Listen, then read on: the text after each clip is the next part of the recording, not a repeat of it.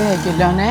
ഓ ആ ശോഭേച്ചി നിധിയോ? ആ മോളെവിടെയാണ് പോയേ? ഞാന് കൂരാച്ചിട്ട് പോയതായിരുന്നു. അല്ലോളെ ഇതെന്തെന്നായത് ഇനി ഇങ്ങനെ തടിച്ചെല്ലാം കൂടെ ചക്കപ്പുഴുക്ക് പോലെ ആയിക്കല്ലോ. ഡെലിവറി കഴിഞ്ഞില്ല ശോഭേച്ചി, അതാ. ഡെലിവറി ഒക്കെ കഴിഞ്ഞാൽ ഇങ്ങനെ ഒരു തടിയൊക്കെ ഉണ്ടോ? ഇതെങ്ങനെയാ ഇത്? ഒരുമാതിരി കടല വെള്ളത്തിലിട്ടതിനോട്ടുണ്ടല്ലോ ഓളെ. ഇത്തിരി മേലെ ഉണ്ടെങ്കിൽ എന്തെങ്കിലും പണിയൊക്കെ എടുക്കണം. പിന്നെ എന്താ വെച്ചാൽ ഭക്ഷണം ലേശം കുറയ്ക്കണോ? ഇങ്ങനെ ഭക്ഷണം കഴിച്ചോണ്ടിരുന്നാൽ ഇങ്ങനെ തടിക്കാണ്ടിരിക്കുകയല്ല. 2 കൊല്ലം മുന്നേ ശോഭേച്ചിന്നല്ലേ പറയാൻ തടി ഇല്ല, മെലിഞ്ഞ് ഈർക്കല് പോലെ ഉണ്ടെന്നൊക്കെ. അതോ?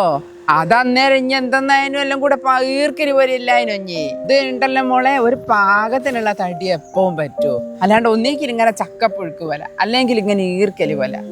ഇതല്ല പെൺകുട്ടികളായാലും കാണാനൊരു മൊഞ്ചും ബൗസും ഒക്കെ വേണ്ടേ? ഇത് എന്തെന്നാ ഇത്?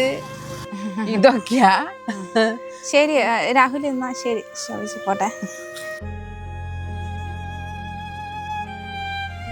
അമ്മ എന്നാ അവിടെ നിന്നേ. അമ്മ എന്ത് വർത്താനം അമ്മ നിധിയോട് പറഞ്ഞേ? ഞാനെന്തറിഞ്ഞക്ക്? അമ്മ എന്തിനാ അവളുടെ തടിയെ പറ്റിയൊക്കെ സംസാരിക്കുന്നേ? അത് ശരി, തടീനെ പറ്റി ഞാനിപ്പോ അവളോട് പറഞ്ഞെങ്കിലല്ലേ ഓക്ക് മനസ്സിലാവും ഓക്ക് ഇത്രയും തടി ഉണ്ട് എന്നുള്ളത്. ഇതാരെങ്കിലും ഒന്ന് പറയണ്ടേ മനസ്സിലാണെങ്കില്. അതല്ല, ഓള് തടി കുറയ്ക്കാൻ വേണ്ടിയല്ലേ ഞാൻ പറഞ്ഞു, ഓക്ക് നല്ലതിന് വേണ്ടിട്ടല്ലേ ഞാൻ പറഞ്ഞു. അമ്മ അങ്ങനെ എല്ലാ തടിയും കുറയ്ക്കാൻ പറ്റുന്ന തടിയൊന്നും അല്ല. എന്റെ അമ്മ ഇങ്ങനെയൊന്നും സംസാരിക്കരുത് ഒരാളോട്. അവൾക്ക് എത്ര വിഷമം ഉണ്ടായിട്ടുണ്ടാവും.